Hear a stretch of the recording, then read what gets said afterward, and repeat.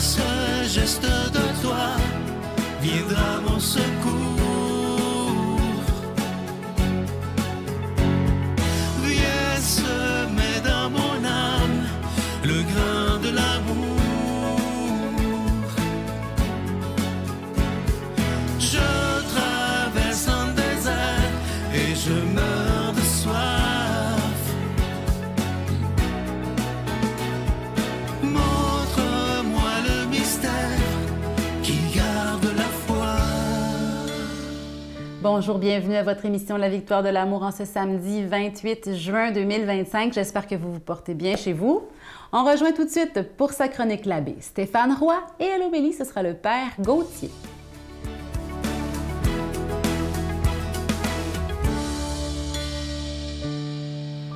Bonjour à toi, bon samedi, bienvenue à cette chronique sur les chemins du cœur.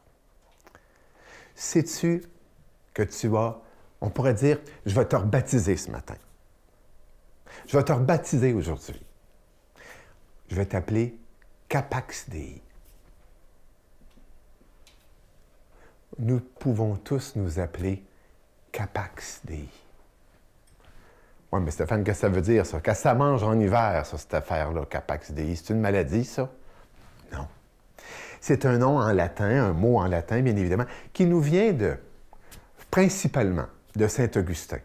En tout cas, dans le gros catéchisme de l'Église, au tout début, on parle de ça, de la Capax Dei, puis on dit que ça vient de Saint Augustin. La Capax Dei, qu'est-ce que ça veut dire? Ça veut dire tout simplement que tu es capable de Dieu. Wow! C'est quelque chose, ça. Hein? On dit souvent, il y a le vouloir puis il y a le pouvoir. Hein? On dit souvent ça. Hein? Alors, je pourrais bien vouloir, mais je n'ai pas la capacité, je n'ai pas le pouvoir de faire, je n'ai pas le pouvoir de le vivre, de le réaliser. Mais Saint Augustin nous dit, et de fait, les grands spirituels, la tradition chrétienne le confirme après, c'est que l'être humain, peu importe qui ou quelle elle est, l'être humain a cette capacité de Dieu en lui, en elle. Et ça n'est pas rien. Imagine, là, il est infini. Et tu en es capable. Il est la merveille. Et tu en es capable. Il est la vie grand V. Et nous en sommes tous capables. Imagine, c'est comme si je te parlais d'un océan, là. Puis imagine les gros, l'océan, là. Vaste l'océan, profond l'océan. Et je te disais, et il peut être en toi. Il y est déjà d'ailleurs, mais on n'y est peut-être pas encore été. On ne reçoit pas encore ces grands vents ou ces vagues. C'est que cette Capax Dei, cette réalité que nous avons, qui nous habite, qui fait qui nous sommes, a besoin de dilatation, a besoin d'ouverture. Parce qu'en Dieu, il n'y a rien d'étriqué, de renfermé. Contrairement à ce que nous pouvons penser parfois de notre compréhension de la vie spirituelle. Il est vrai que Jésus a dit, il faut nous passer par le chemin étroit. Mais ce n'est pas parce que nous devons être dans l'étroitesse. Non, non, non, non. C'est pas parce que nous avons à être très petits. Non, non, non, non. C'est qu'il nous a montré, comme un grand livre, à la fin de sa vie, qu'il fallait avoir les deux bras grands ouverts et que nous devions être ouverts à l'infini. Bonne semaine. Notre Père qui es aux cieux, que ton nom soit sanctifié, que ton règne vienne, que ta volonté soit faite sur la terre comme au ciel. Donne-nous aujourd'hui notre pain de ce jour. Pardonne-nous nos offenses, comme nous pardonnons aussi à ceux qui nous ont offensés. Et ne nous laisse pas entrer en tentation, mais délivre-nous du mal, car c'est à toi qu'appartiennent le règne, la puissance et la gloire pour les siècles des siècles. Amen. Je continuerai à croire, même si tout le monde perd espoir. Je continuerai à aimer, même si les autres parlent de haine. Je continuerai à construire, même si les autres détruisent. Je continuerai à parler de paix, même au milieu d'une guerre. Je dessinerai des sourires sur des visages en larmes et je tendrai les bras à ceux qui se sentent épuisés. Oui, je continuerai à croire.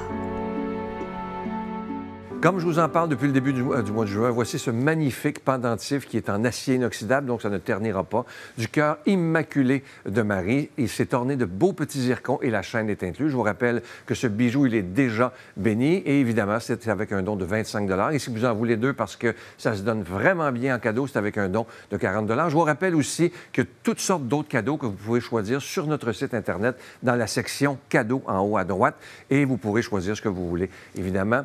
Je vais prendre le temps aujourd'hui de vous remercier de tout mon cœur de ce que vous faites pour la victoire de l'amour. Merci, comme je le dis souvent, d'investir dans votre foi. Merci d'être des protecteurs de la foi, parce qu'on sait maintenant qu'il y a tellement de gens qui ne croient plus, qui trouvent ça un peu niaiseux, la foi, etc.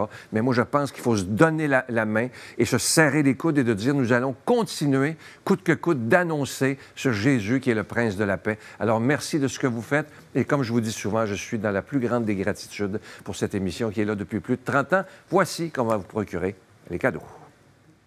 Par la poste à la Victoire de l'amour, casier postal 120, succursale Boucherville à Boucherville, le J4B 5E6, ou par téléphone, par carte de crédit, du lundi au jeudi, de 8h à 17h, au 514-523-4433, ou à notre numéro sans frais, le 1-888-811-9291. Également sur notre site Internet, le www.lavictoiredelamour.org. Avec votre don, vous recevrez aussi un reçu pour fin d'impôt. Merci de donner des mains à la Providence. Merci d'investir dans votre foi.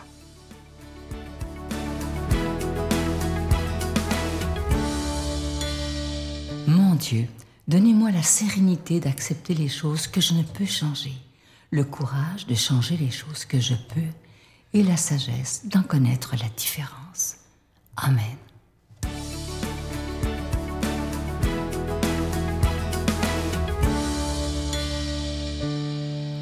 Bonjour frères et sœurs, bienvenue à la méditation de l'évangile de ce jour, qui est l'évangile de Saint Luc, au chapitre 2, versets 41 à 51. En célébrant, n'est-ce pas, Notre-Dame du Ciel, son cœur immaculé, c'est aussi important de nous arrêter un peu sur ce que nous dit l'évangile. Et dans cet évangile, c'est l'évangile de Jésus trouvé au temple. Quand nous le lisons, c'est la scène où Marie et Joseph vont avec Jésus à Jérusalem et l'abandonnent. Tiens, pas l'abandonnent, mais l'oublient au temple et vont le retrouver au milieu des grands prêtres qui enseignent, Jésus qui enseigne. Et c'est magnifique cet évangile parce qu'il nous amène à comprendre beaucoup de choses dans notre vie, c'est-à-dire beaucoup de choses aussi qui peuvent nous éclairer. Alors on peut se poser la question, mais comment Marie et Joseph ont pu abandonner Jésus? S'ils étaient de notre génération aujourd'hui, on aurait déjà envoyé la DPJ chez eux, frères et sœurs, et qu'on aurait pris Jésus, on l'aurait sûrement reclassé, maltraitance d'enfants. Mais non, il y a un enseignement derrière. Nous savons là, Jésus, il a 12 ans.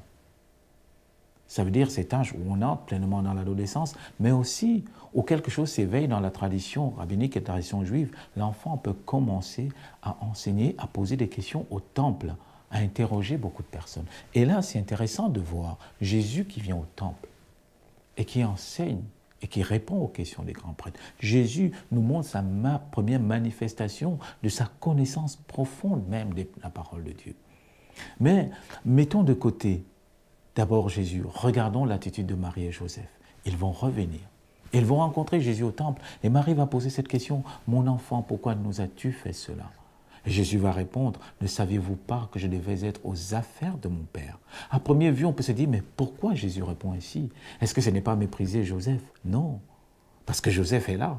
Est-ce de dire que voilà, Joseph n'est pas son père? Non plus. Mais simplement, Jésus remet un ordre. Et c'est sur ça que j'ai envie qu'on s'arrête un instant, frères et sœurs. Les familles que nous possédons nous viennent de Dieu. Et c'est à travers le regard de Dieu que nous devons apprendre à regarder les différents membres de nos familles. Pourquoi je dis cela? Ce n'est pas pour mettre de côté la responsabilité parentale ou encore la responsabilité de frères et sœurs. Non, c'est simplement parce qu'à travers notre regard humain, parfois nous n'allons pas comprendre tous les tenants et les aboutissants de la vie de ceux et celles que nous accompagnons. Mais à travers le regard de Dieu sur eux, nous verrons que chaque personne est une histoire sacrée. Chaque enfant est une histoire unique et d'une beauté incroyable. Mais à travers cela, nous comprendrons aussi que notre propre vie, quelles que soient les épreuves que nous avons traversées, quelles que soient les épreuves que nous vivons, ces moments de perte où nous ne comprenons rien, où tout semble aller de manière dérisoire, c'est une histoire qui est en train de se tracer dans le regard de Dieu. Mais simplement, il nous faut avoir la foi. Or, la foi, comme le dit l'épître de Saint Paul aux Hébreux, l'épître aux Hébreux, autant pour moi, c'est d'avancer dans un clair-obscur. Nous avançons parce que nous croyons. Et maintenant aussi, à la fin de l'évangile, de cet évangile, on dit Jésus descendait avec eux et leur était soumis. Il grandissait. Encore un mot aujourd'hui qui peut nous dresser les poils sur la peau, la soumission. Tiens, est-ce que nos enfants doivent être soumis aux parents? C'est incroyable. Est-ce que nous pouvons parler de ça aujourd'hui? Est-ce que nous ne sommes pas dans la génération où nous sommes passés des enfants rois aux enfants dieux? Attention, attention, je ne parle pas de morale ici. Mais est-ce que le but aussi comme père, comme responsable de famille, n'est pas de donner à nos enfants une bonne éducation, une bonne morale, une bonne manière de se comporter? Regardez Joseph et Marie, ils ont donné à leurs enfants, à Jésus, cette grandeur de pouvoir aller au temple, de pouvoir se déplacer avec les autres. Ils ont donné à Jésus les vertus et les valeurs qu'ils avons. C'est peut-être aussi une invitation pour nous aujourd'hui, parents, pour nous qui accompagnons les jeunes, de leur donner ce que nous avons de bon et de grand. Pas simplement de faire comme aujourd'hui beaucoup d'entre nous disent « Ah, ils sont libres de faire leur choix. Ah, c'est son choix. » Non, à travers son choix, est-ce que je peux lui donner le meilleur de ce que moi j'ai? À travers cette lumière, il pourra faire un choix. Alors aujourd'hui, frères et sœurs, prions pour cela. Prions que le Seigneur nous aide à avoir ce regard sur nos familles, mais aussi prions pour toutes les familles qui sont divisées, qui souffrent, tous ces enfants abandonnés. Que le Seigneur aujourd'hui les bénisse, les protège et leur donne la vie en plénitude. Au nom du Père et du Fils et du Saint-Esprit. Amen. Je vous salue Marie, pleine de grâce. Le Seigneur est avec vous. Vous êtes bénie entre toutes les femmes, et Jésus, le fruit de vos entrailles, est béni. Sainte Marie, Mère de Dieu, priez pour nous pécheurs, maintenant et à l'heure de notre mort. Amen.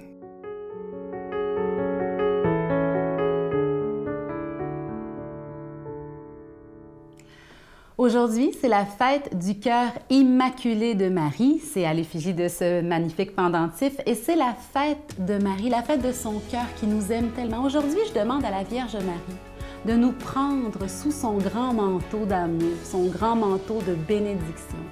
Sous son grand manteau, il n'y a que l'Esprit Saint, il n'y a que Jésus, il n'y a que la beauté de l'amour de Dieu pour nous.